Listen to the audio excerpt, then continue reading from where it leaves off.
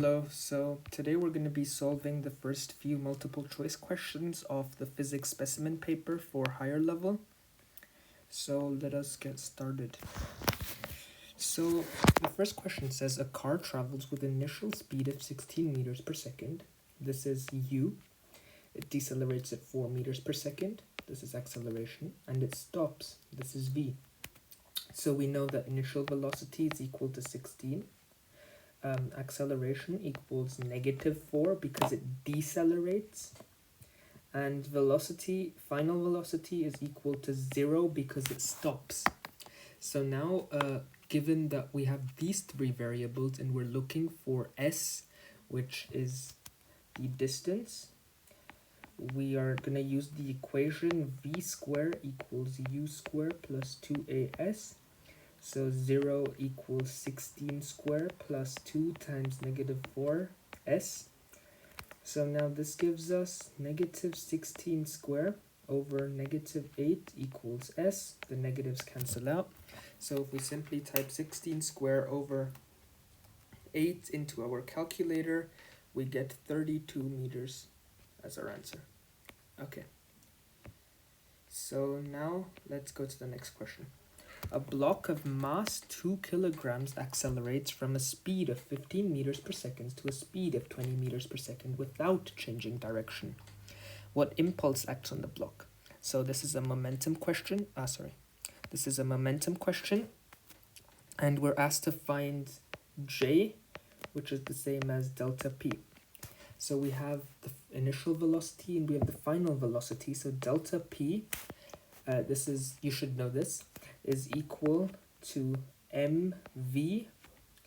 v1 minus v2, or v2 minus v1 for more clarity, where v1 is initial velocity and v2 is equal to final velocity. So delta p here will be equal to 2 times 20 minus 2 times 15. So this will give us 40 minus 30, which is also equal to 10 Newton seconds. Question 3 says a net force of 8 newtons acts on accelerates a 4 kilogram body from rest to a speed of 5 meters per second. What is the work done by the force? Okay, so there's a few things we're looking for here. First, force equals mass times acceleration. We have the mass, so we're looking specifically for the acceleration. Next, we're looking for work, which is force times displacement. So what we need to find from this suvat is also the displacement. So first, let's begin by finding the acceleration. This will be rest is u equals 0, and speed of 5 meters per so speed of 5 meters per second is v, and we know that from force over mass, acceleration must be equal to 8 newtons divided by 4 kilograms, which is 2. So acceleration equals 2, and now we're looking for s. So we know here that, once again, v squared equals u squared plus 2as. So now 25 equals 0 plus 2 times s. So now we have 25 over 4 equals s.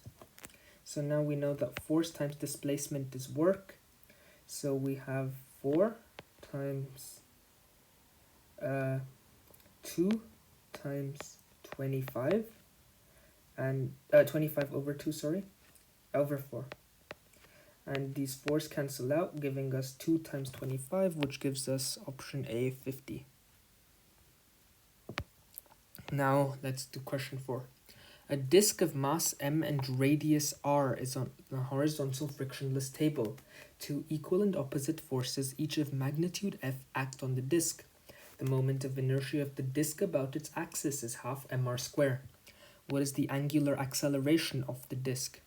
So from the 8.4 topics, we know that torque equals FR sin theta, where the maximum value of sin theta is 1, so we can simplify this to the torque equals Fr.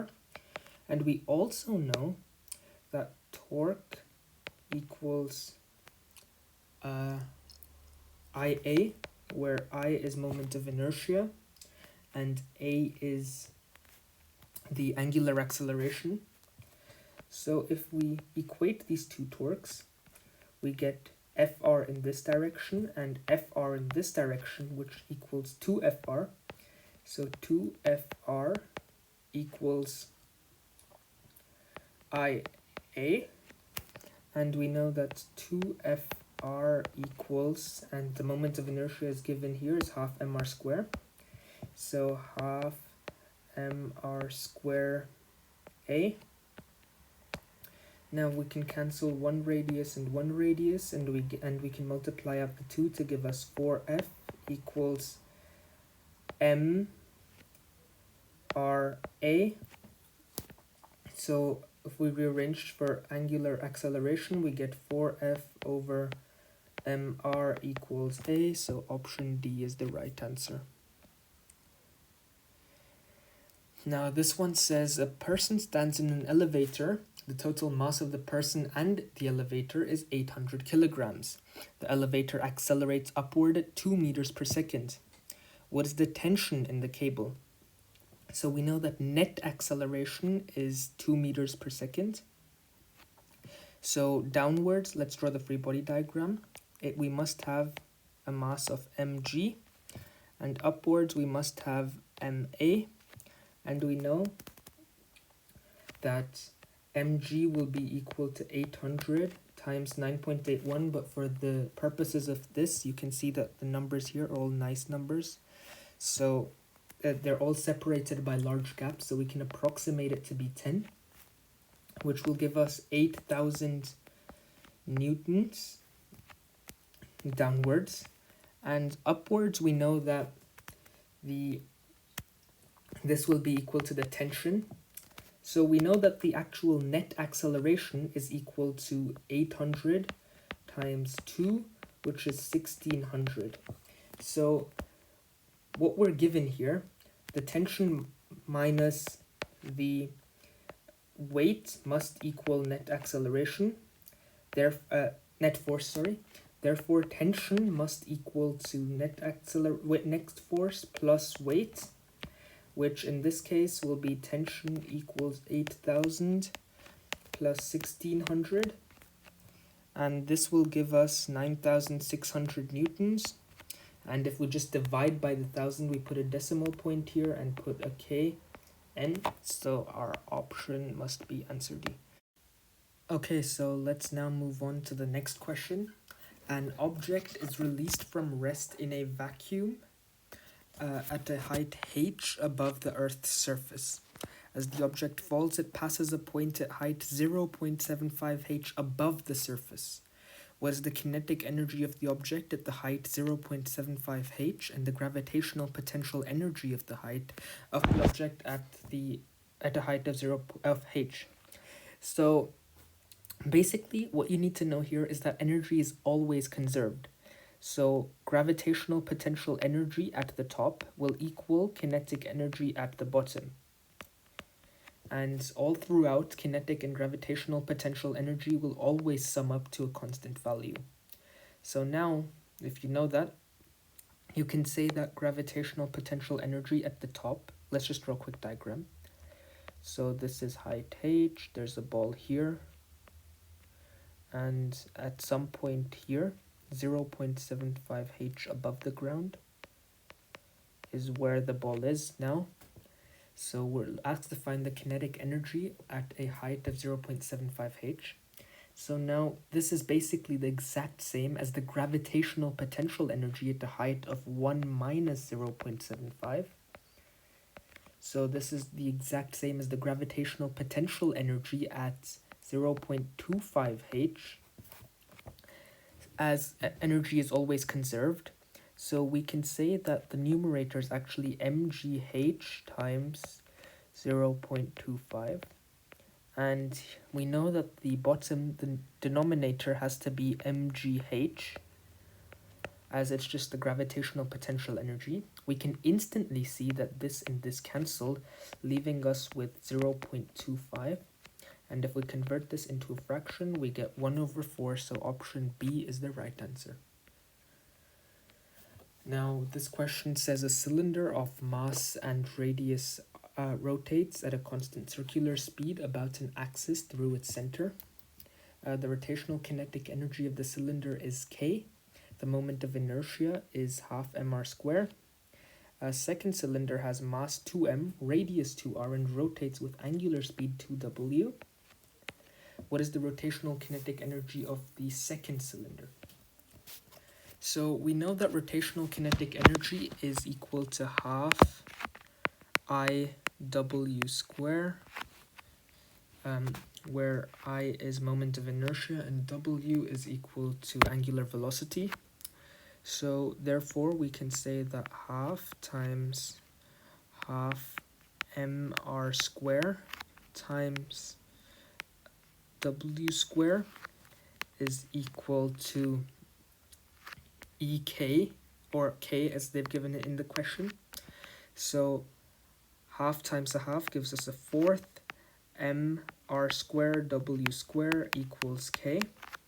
And for the new radius, for the new cylinder, we have half times 2m and 2r square times 2w square is the new kinetic energy.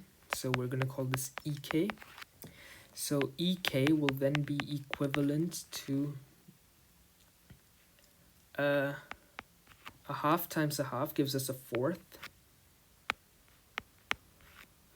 And this will be multiplied by 2m times 4r square, because we just expand the square out. And this will be once again multiplied by 4w squared. So now EK will equal to 1/4 times 8mr square times 4w squared, which will once again give us EK equals 8 times 4 is 32, divided by 4 is 8 mr square. So now we mr square W square is EK. So now to find the rotational kinetic energy of the second cylinder in terms of the first cylinder, we simply have to do 8 mr square W square over 1/4 mr square W square. Now we can cancel these off, giving us the answer as being 8 divided by 0.25, which will give you option C as the right answer. That's it for the first section of the series. And we'll start off the next section with this question. I hope you have a nice day, and I hope this helped.